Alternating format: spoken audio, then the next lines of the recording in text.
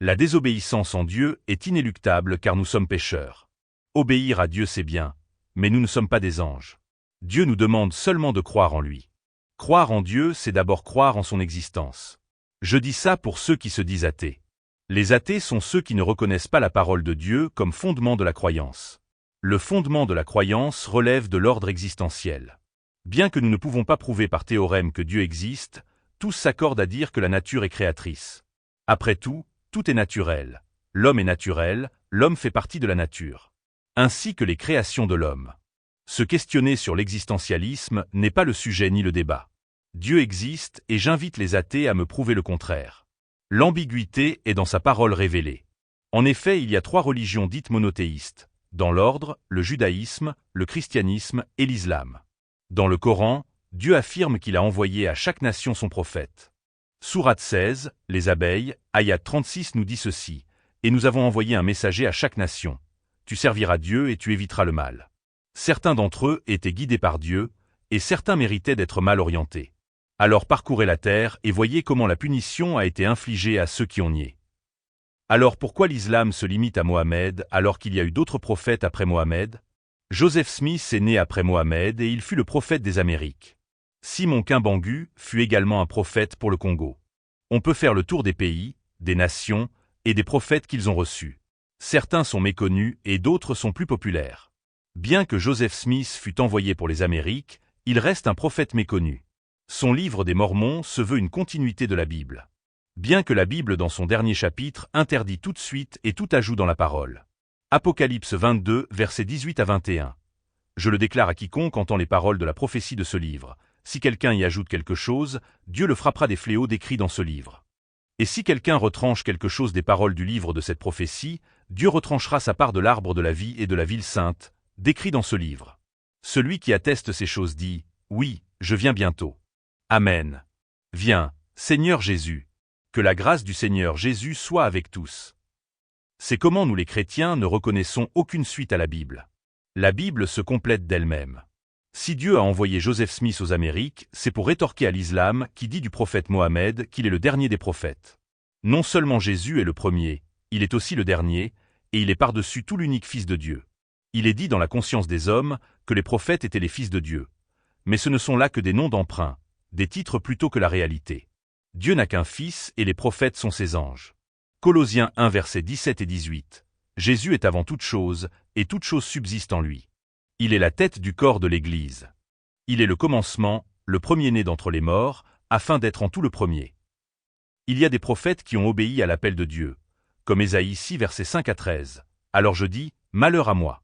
Je suis perdu, car je suis un homme dont les lèvres sont impures, j'habite au milieu d'un peuple dont les lèvres sont impures, et mes yeux ont vu le roi, l'Éternel des armées. Mais l'un des séraphins vola vers moi, tenant à la main une pierre ardente, qu'il avait prise sur l'autel avec des pincettes. Il en toucha ma bouche, et dit, « Ceci a touché tes lèvres. Ton iniquité est enlevée, et ton péché est expié. » J'entendis la voix du Seigneur, disant, « Qui enverrai-je, et qui marchera pour nous ?» Je répondis, « Me voici, envoie-moi. » Il dit alors, « Va, et dis à ce peuple, vous entendrez, et vous ne comprendrez point. Vous verrez, et vous ne saisirez point.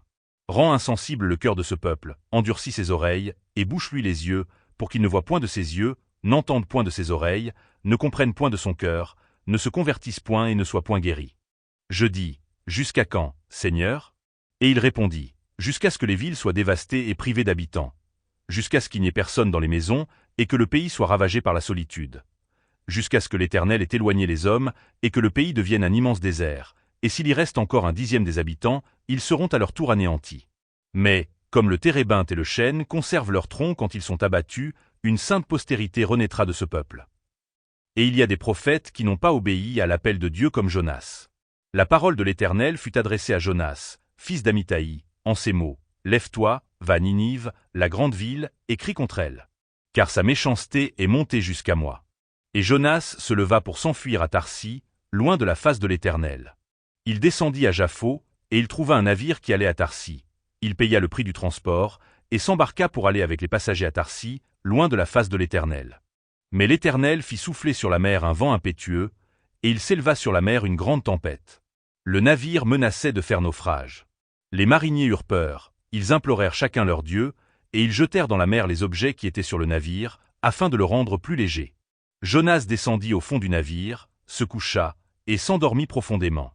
Le pilote s'approcha de lui, et lui dit, « Pourquoi dors-tu? Lève-toi, invoque ton Dieu. Peut-être voudra-t-il penser à nous, et nous ne périrons pas. » Et ils se rendirent l'un à l'autre, « Venez, et tirons au sort, pour savoir qui nous attire ce malheur. » Ils tirèrent au sort, et le sort tomba sur Jonas. Alors ils lui dirent, « Dis-nous qui nous attire ce malheur. Quelles sont tes affaires, et d'où viens-tu? Quel est ton pays, et de quel peuple es-tu? » Il leur répondit, « Je suis hébreu, et je crains l'Éternel, le Dieu des cieux, qui a fait la mer et la terre. » Ces hommes eurent une grande frayeur, et ils lui dirent, « Pourquoi as-tu fait cela? » Car ces hommes savaient qu'ils fuyaient loin de la face de l'Éternel, parce qu'il le leur avait déclaré.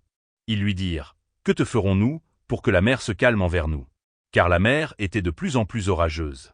Il leur répondit, « Prenez-moi, et jetez-moi dans la mer se calmera envers vous, car je sais que c'est moi qui attire sur vous cette grande tempête. » Ces hommes ramaient pour gagner la terre, mais ils ne le purent, parce que la mer s'agitait toujours plus contre eux. Alors ils invoquèrent l'Éternel, et dirent, « Ô Éternel, ne nous fais pas périr à cause de la vie de cet homme, et ne nous charge pas du sang innocent. Car toi, Éternel, tu fais ce que tu veux. » Puis ils prirent Jonas, et le jetèrent dans la mer. Et la fureur de la mer s'apaisa. Ces hommes furent saisis d'une grande crainte de l'Éternel, et ils offrirent un sacrifice à l'Éternel, et firent des vœux. L'Éternel fit venir un grand poisson pour engloutir Jonas, et Jonas fut dans le ventre du poisson 3 jours et 3 nuits. Dieu réussit toujours là où l'homme échoue. La désobéissance n'est que temporaire. Jonas, dans le ventre du poisson, prie à l'Éternel, son Dieu. Il dit, « Dans ma détresse, j'ai invoqué l'Éternel, et il m'a exaucé. Du sein du séjour des morts j'ai crié, et tu as entendu ma voix. Tu m'as jeté dans l'abîme, dans le cœur de la mer, et les courants d'eau m'ont environné. Toutes tes vagues et tous tes flots ont passé sur moi. Je disais, je suis chassé loin de ton regard. Mais je verrai encore ton saint temple. Les eaux m'ont couvert jusqu'à m'ôter la vie, l'abîme m'a enveloppé, les roseaux ont entouré ma tête. Je suis descendu jusqu'aux racines des montagnes, les barres de la terre m'enfermaient pour toujours. Mais tu m'as fait remonter vivant de la fosse, Éternel, mon Dieu. Quand mon âme était abattue au-dedans de moi, je me suis souvenu de l'Éternel, et ma prière est parvenue jusqu'à toi, dans ton saint temple. Ceux qui s'attachent à de vaines idoles éloignent de la miséricorde. Pour moi, je t'offrirai des sacrifices avec un cri d'action de grâce. J'accomplirai les vœux que j'ai faits. Le salut vient de l'Éternel. L'Éternel parla au poisson, et le poisson vomit Jonas sur la terre. Jonas refusait de servir Dieu, mais là où Dieu commande sa parole s'accomplit. La parole de l'Éternel fut adressée à Jonas une seconde fois, en ces mots. « Lève-toi, va à Ninive, la grande ville, et proclame la publication que je t'ordonne. » Et Jonas se leva, et alla à Ninive, selon la parole de l'Éternel. Or Ninive était une très grande ville, de 3 jours de marche. Jonas fit d'abord dans la ville une journée de marche. Il criait et disait, « Encore 40 jours, et Ninive est détruite. » Les gens de Ninive crurent à Dieu, ils publièrent un jeûne, et se revêtirent de sacs, depuis les plus grands jusqu'aux plus petits. La chose parvint au roi de Ninive. Il se leva de son trône, ôta son manteau, se couvrit d'un sac, et s'assit sur la cendre. Et il fit faire dans Ninive cette publication, par ordre du roi et de ses grands, que les hommes et les bêtes, les bœufs et les brebis, ne goûtent de rien, ne pèsent point, et ne boivent point d'eau. Que les hommes et les bêtes soient couverts de sacs, qu'ils crient à Dieu avec force, et qu'ils reviennent tous de leur mauvaise voie et des actes de violence dont leurs mains sont coupables. Qui sait si Dieu ne reviendra pas et ne se repentira pas, et s'il ne renoncera pas à son ardente colère, en sorte que nous ne périssions point. Dieu vit qu'ils agissaient ainsi et qu'ils revenaient de leur mauvaise voie. Alors Dieu se repentit du mal qu'il avait résolu de leur faire, et il ne le fit pas. Jonas se sentit trahi de Dieu. Cela déplut fort à Jonas, et il fut irrité. Il implora l'Éternel, et il dit, « Ah, Éternel, n'est-ce pas ce que je disais quand j'étais encore dans mon pays? C'est ce que je voulais prévenir en fuyant à Tarsis. Car je savais que tu es un Dieu compatissant et miséricordieux, lent à la colère et riche en bonté, et qui te repent du mal.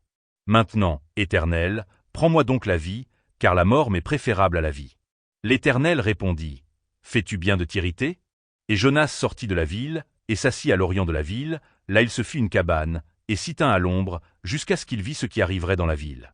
L'Éternel Dieu fit croître un ricin, qui s'éleva au-dessus de Jonas, pour donner de l'ombre sur sa tête et pour lui ôter son irritation. Jonas éprouva une grande joie à cause de ce ricin. Mais le lendemain, à l'aurore, Dieu fit venir un ver qui piqua le ricin, et le ricin sécha. Au lever du soleil, Dieu fit souffler un vent chaud d'Orient, Et le soleil frappa la tête de Jonas, au point qu'il tomba en défaillance. Il demanda la mort, et dit, « La mort m'est préférable à la vie. » Dieu dit à Jonas, « Fais-tu bien de t'irriter à cause du ricin ?» Il répondit, « Je fais bien de m'irriter jusqu'à la mort. » Et l'Éternel dit, « Tu as pitié du ricin qui ne t'a coûté aucune peine et que tu n'as pas fait croître, qui est né dans une nuit et qui a péri dans une nuit. Et moi, je n'aurai pas pitié de Ninive, la grande ville, dans laquelle se trouvent plus de 120 000 hommes qui ne savent pas distinguer leur droite de leur gauche, et des animaux en grand nombre. La désobéissance de l'homme est inéluctable, mais Dieu pardonne. En désobéissant une première fois, Jonas prit le long chemin sur le bateau, plutôt que le chemin le plus court. Une chose est sûre dans ce récit, c'est que toute chose retourne à Dieu selon son bon vouloir. Nous ne pouvons pas échapper à la mort, tout comme nous ne pouvons pas échapper à la loi de Dieu. Notre destin est tout tracé. Par contre, c'est à nous de choisir le chemin le plus court ou le chemin le plus long. Jonas croyait en Dieu. Simplement, il remettait en doute le jugement de Dieu en refusant de se rendre à Ninive. Comme il le dit lui-même, Dieu est miséricordieux et il pardonne tout. Pourquoi m'envoyer en tromperie alors que tu ne puniras point, mais que tu pardonneras? Jonas remettait ainsi en doute le jugement de Dieu. Oui, il nous est donné le droit de croire. Nous ne remettons pas en doute notre foi. Nous croyons en l'existence de Dieu. L'ambiguïté est dans sa parole car le Coran et la Bible se contredisent. Voyons les points communs plutôt que ce qui nous divise. Jésus est le Messie, tout passe par lui. Pour rejoindre le Père, il faut intercepter le Messie. Les chrétiens passent par le Messie, or les musulmans communiquent directement au Père. Jésus dit à Philippe, « Celui qui m'a vu a vu le Père. » Il dit encore, « Nul ne vient au Père que par moi. Si vous me connaissiez, vous connaîtriez aussi mon Père. Et dès maintenant vous le connaissez, et vous l'avez vu. » L'esprit de consolation dans ce texte peut être vu comme Allah. Jésus nous a fait connaître le Père via Allah. Jésus annonce le Père dans Jean 14, versets 26 à 31. « Mais le Consolateur, l'Esprit Saint, que le Père enverra en mon nom, vous enseignera toutes choses, et vous rappellera tout ce que je vous ai dit. Je vous laisse la paix, je vous donne ma paix. Je ne vous donne pas comme le monde donne. Que votre cœur ne se trouble point, et ne s'alarme point. Vous avez entendu que je vous ai dit, je m'en vais, et je reviens vers vous. Si vous m'aimiez, vous vous réjouiriez de ce que je vais au Père. Car le Père est plus grand que moi. Et maintenant je vous ai dit ces choses avant qu'elles arrivent, afin que, lorsqu'elles arriveront, vous croyiez. Je ne parlerai plus guère avec vous, car le prince du monde Satan vient. Il n'a rien en moi. Mais afin que le monde sache que j'aime le Père, et que j'agis selon l'ordre que le Père m'a donné, levez-vous, partons d'ici. C'est Philippe qui lui dit, « Seigneur, montre-nous le Père, et cela nous suffit. » Ainsi le Consolateur est Allah, le Père dont Jésus nous parlait. On peut considérer que la Bible annonce Mohammed. Que Mohammed soit un vrai prophète ou un faux prophète, là n'est pas la question. La Bible est comme une encyclopédie qui contient tout. Il est donc normal que Mohammed soit potentiellement annoncé. Ésaïe 29, versets 10 à 24 nous dit ceci sur Mohammed le prophète illettré. « Car l'Éternel a répandu sur vous un esprit d'assoupissement. Il a fermé vos yeux les prophètes, il a voilé vos têtes les voyants. Toute la révélation est pour vous comme les mots d'un livre cacheté que l'on donne à un homme qui sait lire, en disant « Lis donc cela ». Et qui répond « Je ne le puis, car il est cacheté ». Ou comme un livre que l'on donne à un homme qui ne sait pas lire, en disant « Lis donc cela ». Et qui répond « Je ne sais pas lire ». Le Seigneur dit « Quand ce peuple s'approche de moi, il m'honore de la bouche et des lèvres. Mais son cœur est éloigné de moi, et la crainte qu'il a de moi n'est qu'un précepte de tradition humaine. C'est pourquoi je frapperai encore ce peuple par des prodiges et des miracles. Et la sagesse de ces sages périra, et l'intelligence de ces hommes intelligents disparaîtra. Malheur à ceux qui cachent leurs desseins pour les dérober à l'Éternel, qui font leurs œuvres dans les ténèbres, et qui disent « Qui nous voit et qui nous connaît? Quelle perversité est la vôtre? Le potier doit-il être considéré comme de l'argile, pour que l'ouvrage dise de l'ouvrier? Il ne m'a point fait? Pour que le vase dise du potier, il n'a point d'intelligence. Encore un peu de temps, et le Liban se changera en verger, et le verger sera considéré comme une forêt. En ce jour-là, les sourds entendront les paroles du livre, et, délivrés de l'obscurité et des ténèbres, les yeux des aveugles verront. Les malheureux se réjouiront de plus en l'Éternel, et les pauvres feront du Saint d'Israël le sujet de leur allégresse. Car le violent ne sera plus, le moqueur aura fini, et tous ceux qui veillaient pour l'iniquité seront exterminés. Ceux qui condamnaient les autres en justice, tendaient des pièges à qui défendait sa cause à la porte, et violaient par la fraude les droits de l'innocent. C'est pourquoi ainsi parle l'Éternel à la maison de Jacob, lui qui a racheté Abraham. Maintenant Jacob ne rougira plus, maintenant son visage ne pâlira plus. Car, lorsque ses enfants verront au milieu de l'œuvre de mes mains, ils sanctifieront mon nom. Ils sanctifieront le Saint de Jacob, et ils craindront le Dieu d'Israël. Ceux dont l'esprit s'égarait acquerront de l'intelligence, et ceux qui murmuraient recevront instruction. La notion de père et de fils est une exclusivité chrétienne. Dans l'islam, on dit Isa fils de Marie. Dans le judaïsme, on dit le Messie fils de David ou le Messie fils de Joseph. Le Messie fils de YHWH n'est que dans l'enseignement chrétien. D'ailleurs, il ne se fait pas appeler Jésus Yahweh qui signifie je suis le chemin, mais il se fait appeler Jésus-Christ qui signifie je suis oint et écrit. Le Père est imbattard et le Fils est imbattable. Qui a dit du Père qu'il était absolument bon? Certes, Jésus nous parle d'un consolateur, mais le consolateur n'a ramené que amplification de division. Si le Père est Satan, cela fait du Fils le bon Dieu? Et si le Fils est Satan, cela fait du Père le bon Dieu? Nul ne le sait. Nous sommes libres d'œuvrer dans le bien comme dans le mal. Nous ne récoltons que ce que nous semons.